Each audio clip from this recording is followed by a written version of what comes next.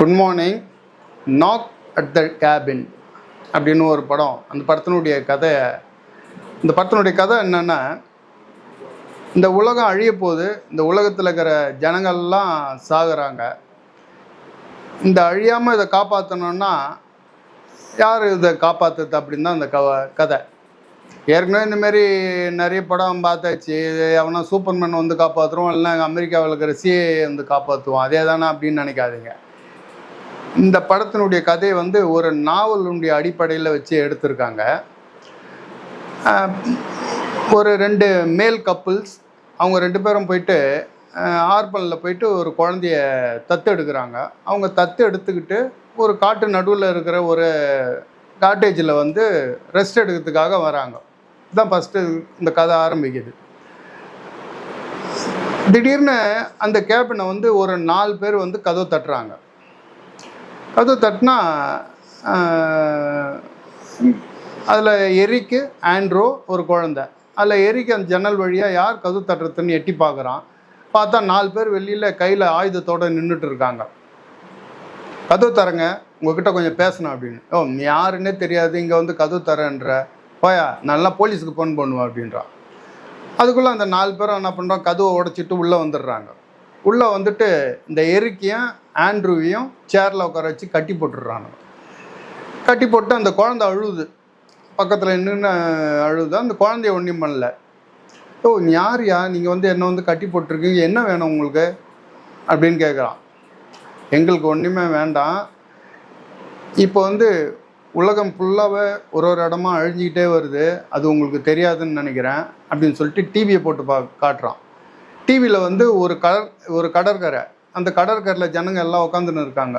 உட்காந்துன்னு இருக்கும்போது திடீர்னு ஒரு பெரிய சுனாமி அலை வந்து அந்த ஊரையே அழிச்சிடுது. பார்த்தீங்களா அப்படின்னு சொல்லிட்டு டிவி ஆஃப் பண்ணிடுறான். இதுமாரி ஒரு இடத்துலையா நடந்துன்னுக்குது. சரி, அதுக்கு நாங்கள் என்ன பண்ணணும், எங்களை வந்து ஏன் இப்போ கட்டி போட்டு வச்சுருக்குறாங்க. இந்த உலகம் அழியாமல் காப்பாற்றணுன்னா உங்கள் 3 பேர் தான் இந்த உலகம் அழியாத காப்பாற்ற முடியும். அதுக்காக தான் உங்களை செலக்ட் பண்ணி இங்கே நாங்கள் 4 பேரும் இப்போ வந்திருக்குறோம் அப்படின்னு. பைத்தியம் பிடிச்சிருக்கா, நாங்கள் கடவுளை, எங்களை வந்து இந்த உலகத்தை காப்பாற்ற முடியும் அப்படின்னு. உங்கள் 3 பேரால் தான் முடியும். இதுக்கு நீங்கள் சம்மதிச்சா ஆகணும். நீங்கள் 3 பேரில் யாராவது ஒருத்தர் உங்கள் உயிரை தியாகம் பண்ணி ஆகணும். உங்கள் உயிரை தியாகம் பண்ணிங்கன்னா இந்த உலகத்தில் நடக்கிற அழிவை வந்து தடுக்க முடியும். யாங்க எங்கள் இதில் நாங்கள் ஏன் உயிரை தியாகம் பண்ணோம், எங்களை வந்து ஏன் உயிரை கொடுக்க சொல்கிற அப்படின்னா, அப்படி நாங்கள் சொல்கிற இதுக்கு நீங்கள் ஒத்துக்கலைன்னா நாங்கள் 4 பேரில் ஒவ்வொருத்தராக நாங்கள் செத்துக்கிட்டே இருப்போம்.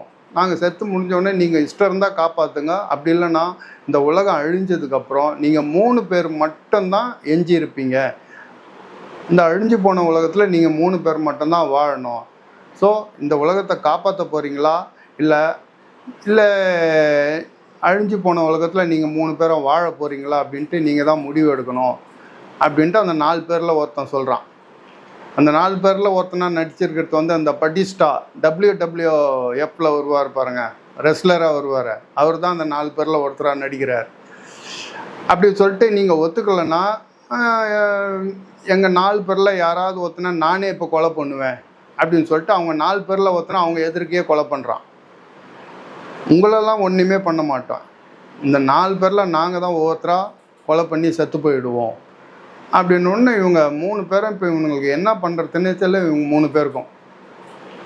அதுக்கப்புறம் இந்த கதையில் இவங்க 3 பேரோட யாராவது ஒருத்தர் உயிரை தியாகம் பண்ணாங்களா, இல்லை அந்த உலகம் அழியறதை எப்படி காப்பாற்றினாங்க அப்படின்றத அந்த கிளைமேக்ஸ் வரைக்கும் நல்லா எந்த வித லேகிங் இல்லாத கொண்டு போயிருக்கிறாரு. இந்த படத்தை இயக்குன நைட் ஷியாமலன்ற டைரக்டர். நைட் ஷியாமலன் படத்தெல்லாம் நீங்கள் பார்த்துருப்பீங்க.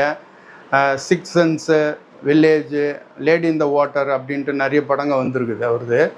அவர் தான் இந்த படத்துக்கு ஸ்க்ரீன் பிளே இது ப்ரொடியூஸ் பண்ணி டைரக்ஷன் பண்ணியிருக்கிறாரு. இந்த படம் ஏறக்குறைய உலகம் ஃபுல்லாக ஒரு $55 மில்லியன் வந்து கிராஸ் பண்ணியிருக்குது.